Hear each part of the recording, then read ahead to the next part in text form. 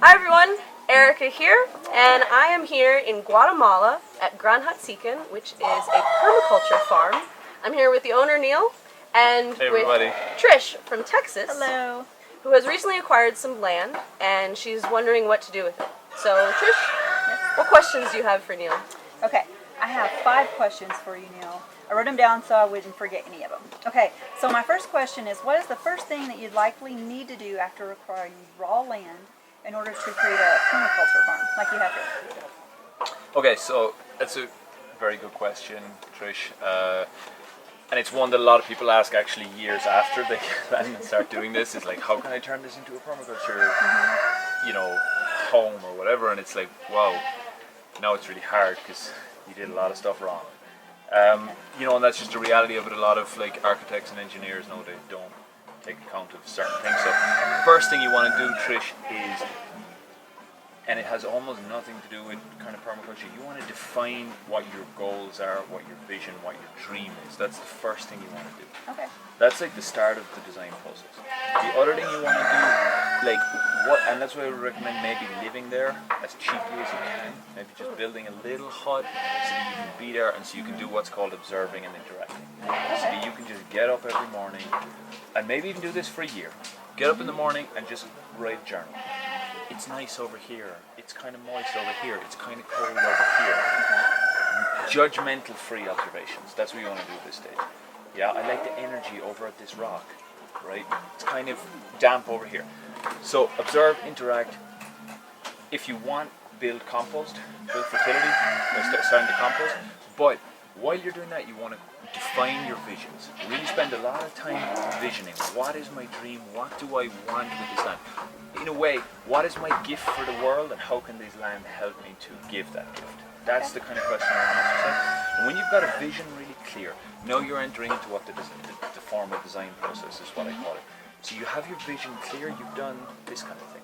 You've defined your vision, you've looked out onto the horizon, you've decided what you want.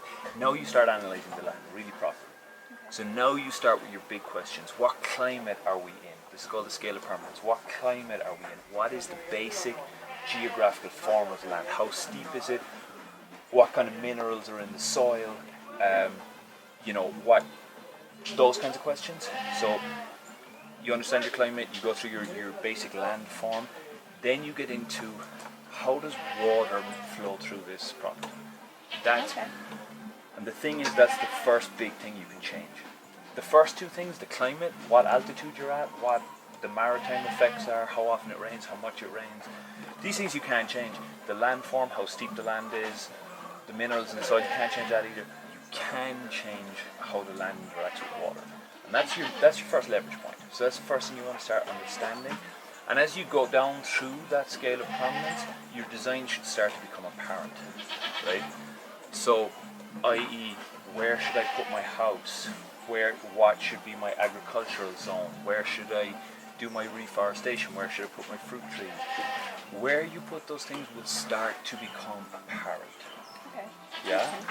Because if you think about it, well, I'm going to want to put my house somewhere where I can make sure all the water gets used further down site, but also low enough down that I can get water to it from where I've stored it. So these kinds of questions, once you harmonize the water and the landscape, and once you think in those terms, the other questions will start to become more apparent, and you'll slowly move down the scale towards the details. The type of plaster you use on the house, where you put your bathroom, what your tiles look like. Most people get this completely wrong. This is called going from patterns to details. So always think that way. A lot of people get stuck with I just bought this piece of land and I was thinking I could have a herb spiral over here and a pool over here. And it's like, whoa, what do you want? Go right back to the big patterns. Biggest pattern, who are you? What's your dream? Next biggest pattern, what climate are we in? Next biggest pattern, what does this land look like? How is it shaped? Yeah, and so you start going down through it like that. But so this process should happen in conjunction with a lot of observation. Okay, Yeah. makes sense. So that would be my advice. Cool. So if I were to summarize the advice that you gave, So if you have just acquired, or if you have a piece of land and you're looking to develop it in line with permaculture principles, the first thing to do is to spend time with the land and observe the patterns. So observe how the water moves, observe the energy, where you feel certain things, if one area is like damp or dry, or so it's really in this observation process. And then what I'm understanding is then you want to connect with your vision. Like, what is it, how do you want to use this land? You know, what is it that you one day want to see growing and thriving and happening here? You know, what kind of activities or community do you want to facilitate on this land?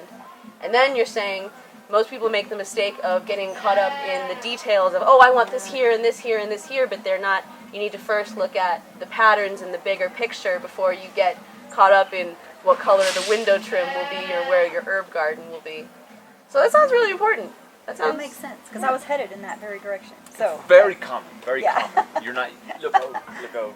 yeah, Yeah. I was trying to figure out where the buildings were going to be. So Yeah, Awesome. that comes way down the list. that makes sense. That makes Great. So you're in the right place to do some looking in. Yes. Yes. So we start by looking in.